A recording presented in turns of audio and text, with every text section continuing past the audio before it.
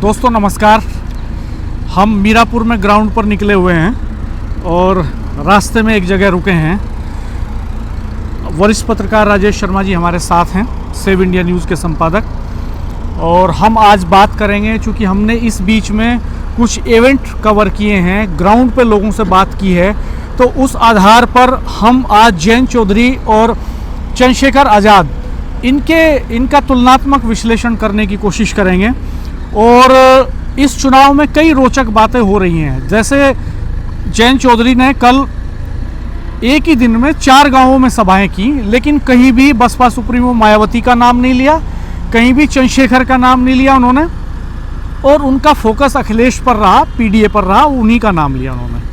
ठीक इसी तरह से चंद्रशेखर भी जो है जब ग्राउंड पे जा रहे हैं तो वो जयंत चौधरी को टारगेट नहीं कर रहे हैं, वो बीजेपी को टारगेट कर रहे हैं। वो बहन जी को भी टारगेट नहीं कर रहे, उनके बारे में भी कोई बातें नहीं कर रहे, लेकिन वो ये जरूर कह रहे हैं कि विकल्प जो है आज़ाद समाज पार्टी है। तो हम दोनों के भाषणों का जो एनालिसिस है वो करने की कोशिश करेंगे। यहाँ पर आप कमेंट बॉक्स में अपनी प्रतिक्रिया दीजिएगा कि आप भी लगातार सुन रहे हैं दोनों के भाषण, आप कैसे देख रहे हैं इनको। तो राजेश भाई साहब, मैं आपसे जानना चाहूँगा कि आपने जयंत चौधरी को सुना, आपने चंद्रशेखर को सुना, तो अभी तक दोनों के भाषणों से आपको क्या क्या चीज़ें समझ में आती हैं राजनीतिक तौर पे? देखिए डॉक्टर साहब, चंद्रशेखर आज़ाद जो भाषण दे रहे हैं उनका पूरा फोकस, कल भी वो जब कल मोरना में आए, कल उनकी एक रैली थी मोरना में, वहाँ भी उन्होंने जयंत चौधरी का नाम तो लिया और ये तो कहा कि जयंत चौधरी हमारे बड़े भाई हैं। और जब खतौली का उपचुनाव हुआ था तो मीडिया से बात करते हुए नाम लिया उन्होंने, मंच से वो जयंत चौधरी का जिक्र ही नहीं कर रहे हैं। आप देखो ना, वो कौन से मुद्दे उठा रहे हैं चंद्रशेखर आज़ाद, वो किसानों के मुद्दे उठा रहे हैं। उन्होंने ये भी मुद्दा उठाया कि अभी जब गन्ना समिति के चुनाव हुए तो किस तरह लोकतंत्र की हत्या बीजेपी ने की। तमाम जो नेता जो चुनाव लड़ना चाहते थे उनके सबके नामांकन बिना चुनाव लड़े निरस्त कर दिए गए। इसको उन्होंने बड़ा फोकस किया। आप देखिए, उन्होंने गन्ने पे सवाल उठाया कि सरकार एक और कहती है कि अब हम 14 दिन में गन्ने का भुगतान करेंगे, लेकिन हकीकत ये है कि आज भी उत्तर प्रदेश का किसान पिछले साल के भुगतान को लेकर लगातार धरने प्रदर्शन कर रहा है। वो बेरोजगारी पे लगातार बात कर रहे हैं, वो सांप्रदायिक सौहार्द पे लगातार बात कर रहे हैं। वो ये भी कह रहे हैं कि बीजेपी किस तरह जो है बटोगे तो कटोगे पे बात कर रही है कि बीजेपी, और वो टोटल कानून व्यवस्था में बात कर रहे हैं। हालांकि उनका अपना नज़रिया है, उनके इशू है, लेकिन आपको देखना पड़ेगा कि चंद्रशेखर आज़ाद की जो सारे इशू हैं वो तमाम जो जातियाँ हैं, मतलब तमाम सेगमेंट, चाहे किसान हो, चाहे व्यापारी हो, चाहे मजदूर हो, वो सबको टच कर रहे हैं। बहुजन की बात कर रहे हैं, लगातार बिल्कुल बात कर रहे हैं। और वो उनकी कोशिश ये रहती है लगातार कि वो इश्यूज रेज करें, और वो ऐसे सारे इश्यूज रेज कर रहे हैं जो बीजेपी को टारगेट कर रहे हैं। महंगाई के सवाल पे बात कर रहे हैं, लचर मेडिकल हेल्थ के इशू पे बात कर रहे हैं, वो कास्ट कॉम्बिनेशन पे बात कर रहे हैं, रिजर्वेशन पे बात कर रहे हैं, संविधान पे बात कर रहे हैं, गन्ने के भुगतान पे बात कर रहे हैं, किसानों की समस्याओं पे बात कर रहे हैं। तो लगातार उनकी कोशिश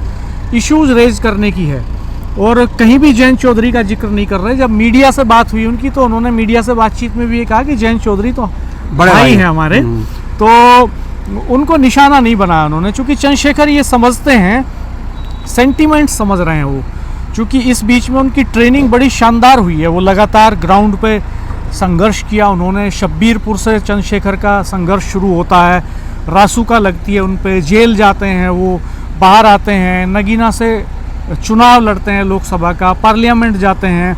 तो लगातार वो जिसकी जितनी भागीदारी, जिसकी जितनी संख्या भारी, उसकी उतनी हिस्सेदारी, ये जो नारा किसी वक्त में दिया गया था, मान्यवर काशीराम जी ने दिया था, तो वो बीच में से दरअसल बहन जी का जिक्र नहीं करते, उनको निकाल देते हैं और काशीराम जी का जिक्र करते हैं, उनके फार्मूले का जिक्र करते हैं, बार बार एक सोशल कॉम्बिनेशन की बात करते हैं, और बीजेपी पर हमलावर रहते हैं। वो कादिर राणा के बारे में बात नहीं कर रहे, अखिलेश यादव के बारे में बात नहीं कर रहे, जयंत चौधरी के बारे में बात नहीं कर रहे। और इसके ठीक दूसरी तरफ जब हम देखते हैं तो जयंत चौधरी भी चंद्रशेखर आज़ाद के बारे में बात नहीं कर रहे हैं कहीं भी। तो वो बात कर रहे हैं लगातार अपनी डेवलपमेंट की, सोशल वेलफेयर की स्कीम्स को गिना रहे हैं, अखिलेश पे हमलावर हैं। तो उनको लगता है कि चंद्रशेखर को लगता है कि उनके प्रत्याशी की फ़ाइट बीजेपी से है, और शायद जयंत चौधरी जी के भाषणों के कंटेंट से ऐसा लगता है कि शायद उनको लगता है कि उनके कैंडिडेट की फ़ाइट समाजवादी पार्टी से है। अब समाजवादी पार्टी के तो कोई बड़े नेता इधर आए नहीं इस बीच में, फ्री छोड़ दिया लगता है मीरापुर को, एक तरह से खाली छोड़ दिया अखिलेश यादव जी ने। धर्मेंद्र यादव नहीं आए, शिवपाल यादव नहीं आए, अखिलेश जी अभी तक नहीं आए, किसी समाजवादी पार्टी के बड़े नेता ने अभी तक सुम्बुल राणा के फेवर में कोई रैली नहीं की, कोई जनसभा नहीं की, कोई प्रचार नहीं किया, और वो लोकल लेवल पे अपने तरीके से प्रचार कर रहे हैं कादिर राणा। तो इसको आप कैसे देख रहे हैं? क्या उनकी स्ट्रेटजी क्या है, क्या रणनीति अखिलेश यादव की? क्यों नहीं आ रहे हैं, क्यों पेनिट्रेट नहीं कर रहे हैं इधर, क्यों एंट्री नहीं कर रहे हैं? इस समय डॉक्टर साहब आप देखो कि जो परसेप्शन है मीरापुर का, अगर मैं मीरापुर की बात करूं फिलहाल इस समय, तो मीरापुर का इस समय परसेप्शन जो लोग देख रहे हैं, लोग क्या देख रहे हैं, लोग यहाँ दो पॉलिटिकल लीडर को देख रहे हैं, इनके अलावा किसका आगमन नहीं हुआ। जब हम बसपा की बात करते हैं तो बहन जी या उनके भतीजे आकाश अभी तक मीरापुर नहीं आए। जो उनके बड़े नेता हैं, कोई नामचीन ऐसे नहीं आया कि किसी ने कोई ऐसी सभा की हो। अली अभी नहीं गए, जिनकी बेटी सुम्बुल राणा सपा की प्रत्याशी, वो भी मानी गई अभी। और आप देखो कि सपा की ओर से, अभी आपने बताया, तो सपा की ओर से कोई बड़ा नेता अभी वहाँ नहीं है। हाँ। इवन जो इकरा हसन है, जिसको बनाया था कि स्टार प्रचारक, जो कैराना सांसद है, वो भी नहीं है। इकरा हसन अभी नहीं आई। मुजफ्फरनगर के सांसद हरिंद्र मलिक वहाँ अभी तक नहीं पहुंचे। और आप देखिए जो कोर लोगों की टीम है बसपा और सपा की, अभी तक वो मीरापुर नहीं आई। कांग्रेस का कोई नेता नहीं आया, कोई अभी नहीं आया। ये भी चूंकि गठबंधन है दोनों दलों का। इमरान मसूद बड़े नेता हैं, सहारनपुर के एमपी हैं, इमरान मसूद की एंट्री नहीं हो रही है वहाँ पे। आसपास के जो सपा के विधायक हैं उनमें पंकज मलिक तो एक्टिव दिखते हैं, चरथावल एमएलए, लेकिन बाकी विधायकों का उतना नहीं दिख रहा है। डॉक्टर साहब आप देखो कि एक चंद्रशेखर आज़ाद लगातार वो यूँ तो पूरे प्रदेश में जा रहे हैं, जहाँ जहाँ भी 9 विधानसभा सीटों पर चुनाव लड़ रहे हैं प्रत्याशी, लेकिन मीरापुर में आप देखो कि कल जयंत चौधरी मीरापुर थे, उन्होंने कल 4 रैली की। शाम के समय सुकरताल में चंद्रशेखर आज़ाद ने भी एक सम्मेलन किया, और सम्मेलन में आप देखो उनका समझाने का क्या तरीका है डॉक्टर साहब, उनके समझाने का अंदाज में एकदम अलग है, वो बसपा से अलग है। वो बहुत बारीकी से जो उनका वोटर है उसे समझा रहे हैं कि भाजपा कैसा खेल कर रही है। आप देखो वो जो महिलाओं से बात करते हैं अपने सम्मेलन में, मतलब मीडिया से नहीं, जब सम्मेलन में बात करते हैं तो महिला से कहते हैं कि आप क्या नाम है आपका? सुनीता जी, जरा आओ मंच पे आओ। वो मंच पे पूछते हैं कि आप ये बताओ कि घी का रेट क्या है, दाल का क्या रेट है, आटे का क्या रेट है, अब से 10 साल पहले क्या रेट था। अब जो महिलाओं को क्योंकि सारा पता होता है, महिला खरीदती है, और आप देखो उनके मन में ये बात भर रही है कि महंगाई का क्या औसत है। फिर वो बुलाते हैं, ए देविंदर इधर आउट के, देविंदर को बुलाते हैं और देविंदर से ये पूछते हैं कि आप कितने पढ़े लिखे हो? बोले मैं पोस्ट ग्रेजुएट हूँ। बोले कितने फार्म भरे आपने नौकरी के लिए? तो आप वो रोजगार पे, महंगाई पे बहुत बारीकी से लोगों का माइंड वॉश कर रहे हैं, बता रहे हैं कि महंगाई की स्थिति क्या है, वो महिला बता रही है, और बेरोजगारी की स्थिति एक नौजवान जो ग्रेजुएट लड़का है वो ये बता रहा है मंच पे आके, साहब मैंने पिछले 8 साल में 7 साल में 10 बार आवेदन किया, और 10 बार में 9 बार वो तमाम भर्तियां रिजेक्ट होगी, और जिसकी उम्मीद थी उसका बाद में रिजल्ट रोक दिया गया। और वो फिर उसके बाद में कहते हैं कि आप देखो, सुनीता ने बताया अभी कि महंगाई का ये हाल है, ऐसे में जो मजदूर आदमी वो कैसे दाल खा लेगा, वो कैसे लौकी खा लेगा, वो कैसे घी से चुपड़ी रोटी खा लेगा, वो दूध कैसे पी लेगा। जब वो दूध का रेट पूछती है कि क्या रेट है, वो कहती है कि मेरी भैंस थी 3 महीने से, भैंस तो अब रही नहीं, वो अभी ब्याई नहीं है भैंस। और जब रेट पूछते हैं कि दूध का रेट क्या है, तो वो सबको मंच पर बताते हैं कि देखो ये हाल है सरकार का, और जितनी बारीकी से मतलब माइंड वॉश कर रहे हैं, मुझे लग रहा है कि इस समय माइंड वॉश नहीं कह सकते इसको, ये कह सकते हैं कि लोगों के ब्रेन में अपना जो समीकरण है, अपने जो इक्वेशन है, अपने जो इश्यूज हैं, वो उनके लोगों के ब्रेन तक पहुंचा रहे हैं, बिल्कुल लोगों के बीच में, और उन्हीं के बीच से उठा रहे हैं। जैसे ये दुख दर्द तो दिखाई देता ही है कि आमतौर पे लोग महंगाई से परेशान हैं, अनएम्प्लॉयमेंट एक बड़ा इशू है, तो वो लोगों के बीच से उनका दर्द लोगों की जुबान से ही आप बीती बतवाने की कोशिश कर रहे हैं। डॉक्टर साहब वो ये कहते हैं लगातार, वो पूछते हैं सामने, मैं तो इसलिए क्योंकि मैं उनकी लगभग 2 सभाओं में गया हूँ, जब वो बोले वो ये कहते हैं कि किसको खड़ा कर दिया, बोले आपकी कितनी वेतन कितना है बताओ प्राइवेट, वो कहता है मेरा 10,000 रुपये वेतन है। फिर वो कहते हैं कि चिकित्सा शिक्षा में कितना खर्च हो रहा है, तो वो लड़का कहता है कि वो जो रोजगार है वो जो नौकरी पे है, वो कहता है कि साहब मेरी नौकरी का 75% तो बीमारी में और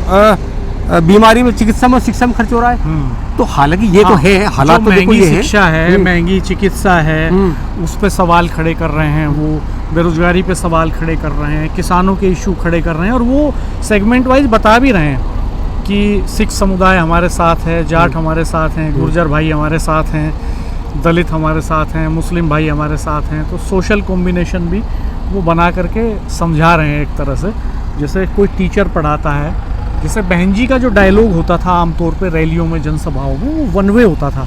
तो चंद्रशेखर का डायलॉग वन वे नहीं है, वो इंटरेक्ट कर रहे हैं, इंटरेक्शन के वे में प्रेजेंटेशन है उनका। जब बहन जी आती थी, एक बना बनाया फॉर्मेट होता था, सारे बसपा के नेता उनका जहाज नीचे उतरते ही नारे लगाते थे बहन जी जिंदाबाद, और वो मंच पे आती थी, उनका डायस अलग होता था, नेताओं के बोलने का डायस अलग होता था। तो चंद्रशेखर के यहाँ एक तो ये डिवीजन नहीं है, उसी डायस से उनके प्रत्याशी बोल रहे हैं, उसी से चंद्रशेखर बोल रहे हैं। बिल्कुल। दूसरा ये है कि वो हेलीकॉप्टर से लैंड नहीं कर रहे हैं कहीं भी, बाई कार ही कर रहे हैं। बहन जी तो बड़ी नेता हैं, तो हेलीकॉप्टर से आना मजबूरी है उनकी। और तीसरा ये कि वो कन्वर्सेशन के फॉर्मेट में मंच पे भाषण दे रहे हैं, बिल्कुल वार्तालाप कर रहे हैं, वो भाषण नहीं है वन वे। बहन जी एक तरफा आके वो पर्चा पढ़ती थी और सारे इशू रेज करके और हाथ हिला के और पहले मतदान फिर जलपान का नारा देके चली जाती थी। तो चंद्रशेखर इस मामले में डिफरेंट हैं, एक स्टेप आगे हैं। लोकसभा आपने देखा, चंद्रशेखर की एक खास बात ये भी है कि जब वो भाषण देते हैं तो जो बीजेपी के नेता कड़वी भाषा बोलते हैं उसका नाम नहीं लेते। उन्हें पता है कि अगर नाम लूंगा तो कहीं जाति से जुड़ जाए, वो भाजपा के एक नेता बताते हैं। और इस समय मुझे नहीं लगता कि अगर मैं पिछले 10-12 दिन की बात करूं, पिछले 10-12 दिन में उन्होंने किसी नेता का नाम नहीं लिया, जाति पे कभी कोई किस पर कटाक्ष नहीं किया, और तमाम जातियों को ये कहते हैं कि वो हमारे साथ है, वो हमारे साथ है, वो हमारे साथ है। और फिलहाल ये परसेप्शन भी बन गया मीरापुर में कि यहाँ दो पार्टी के बीच में चुनाव है। हालांकि अब बसपा की क्या रणनीति है, सपा की क्या रणनीति है, वो तो आने वाले समय में पता चलेगा, क्योंकि अभी मात्र 11 दिन बचे हैं चुनाव के। नहीं, मुझे लगता है, मेरी इसमें थोड़ा सी डिफरेंट ओपिनियन है। मुझे लगता है कि ट्रायंगुलर फाइट जैसा सीन बन रहा है। समाजवादी पार्टी, आरएलडी और आसपा, चंद्रशेखर के कैंडिडेट तीनों मुकाबले में हैं, और लास्ट मोमेंट तक किन दो के बीच लड़ाई डाइवर्ट हो जाएगी ये अलग बात है। पल पल वोटर का मन बदलता है, आखिरी वक्त तक बदलता है, ईवीएम का बटन दबाने तक वोटर का मन बदलता है। तो ये तो भांपने वाली बात होगी, देखने वाली बात होगी कि फाइनली दो कैंडिडेट कौन रहते हैं। ये तो वोटिंग के दिन शाम को जब वोटिंग क्लोज हो जाएगा तब शायद हम बता पाएँ आपको कंफर्म तौर पे। लेकिन अभी तो इम्प्रेशन जा रहा है कि ट्रायंगुलर फाइट है यहाँ पे इस सीट पे, और बसपा इसमें काफ़ी पिछड़ गई है।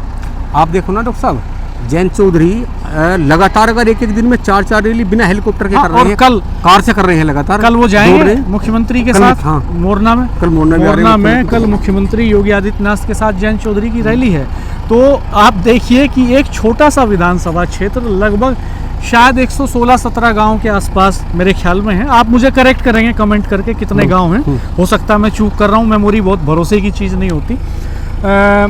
तो इतने से गाँवों में एक दिन में 4 जनसभाएं कर ले रहे हैं, मुख्यमंत्री के साथ एक अलग सभा में आ रहे हैं, फिर लगातार फिर करेंगे छोटी छोटी सभाएं, उनके स्थानीय नेता सब लगे हुए हैं, पूरा फोर्स लगा हुआ है दोनों पार्टियों का संगठन लगा हुआ है। तो अगर इतनी ताकत झोंकी जा रही है तो कहीं ना कहीं तो कोई बेचैनी है, कोई मुश्किल है, कोई टफ फाइट है। दरअसल इश्यूज बड़े हैं, मसले बड़े हैं, जनता के दुख दर्द बड़े हैं, जिनको कैश करने की कोशिश चंद्रशेखर कर रहे हैं। तो सब एंटी इनकम्बेंसी भी तो है। हाँ, वो रहती है, सत्ता के खिलाफ एक आक्रोश लोगों में रहता है, क्योंकि बहुत सारे काम दिन प्रतिदिन के ऐसे होते हैं जो हल नहीं होते, और नाराजगी स्वाभाविक है। बिल्कुल। खैर, आप कमेंट बॉक्स में अपनी प्रतिक्रिया जरूर दीजिएगा, हमें बताइएगा। बहुत वैल्यूएबल कमेंट्स आप कर रहे हैं लगातार। आप बताइएगा कि आप इस फाइट को किस तरह से देख रहे हैं, ऊंट किस करवट बैठ रहा है, किस तरफ जा रहा है। एक बुजुर्ग ने सिकंदरपुर गांव में हमें कहा कि ये तो बंदरों में भेली पड़ गई, अब जो है कुछ पता नहीं कि कहाँ क्या ऊँट किस करवट बैठ जाए भाई। तो आप क्या मानते हैं?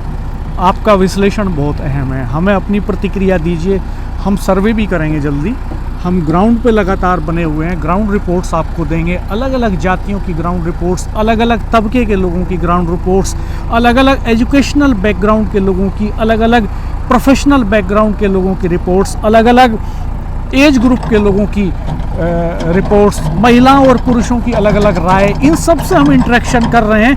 फिर भी हमारी लिमिटेशंस हैं, हमारे पास संसाधनों की सीमाएं हैं, फिर भी हम, लेकिन जितना बड़ा सैंपल साइज हो सकता है उतना बड़ा सैंपल साइज करने की कोशिश कर रहे हैं।